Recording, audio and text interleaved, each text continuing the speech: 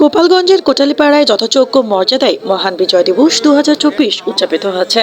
আমাদের কোটালীপাড়ার প্রতিনিধি শালম মিয়া জানাই, এ উপলক্ষে আজ 16 ডিসেম্বর সোমবার সূর্যোদয়ের সাথে সাথে 31 বার তোপধ্বনির মধ্য দিয়ে দিবসটির শুভ সূচনা হয়।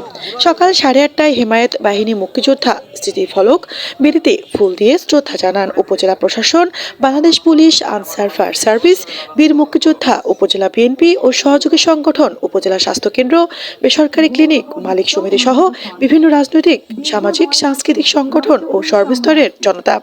পরে উপজেলা চত্বরে জাতীয় পতাকা উত্তোলনের পর আইন শৃঙ্খলা বাহিনীর সমন্বয়ে আয়োজন করা হয় রাষ্ট্রীয় সালাম।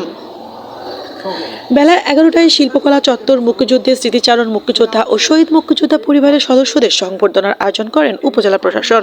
দুপুরে আয়োজন করা হয় মধ্যাহ্নভোজের। বিকালে শেখ লুৎফর রহমান আদর্শ সরকারি কলেজ চত্বরে আয়োজন করা হয় ফুটবল টুর্নামেন্ট। উক্ত অনুষ্ঠানে সভাপতিত্ব করেন উপজেলা নির্বাহী অফিসার শাহিনুর আক্তার। এ সময় বক্তব্য রাখেন সহকারী কমিশনার ভূমি প্রতীক দত্ত, অফিসার ইনচার্জ আবুল কালাম আজাদ, বীর মুক্তিযোদ্ধা জাবেদ আলী শেখ, মান্নান শেখ, আলাউদ্দিন তালুকদার, আবুল কালাম আজাদ, উপজেলা স্বাস্থ্য ও কর্মকর্তা ডাক্তার মৃদুল কুমার দাস, সমাজসেবা কর্মকর্তা রাকিবুল হাসান শুভ, মাওলানা ইলিয়াস হোসেন।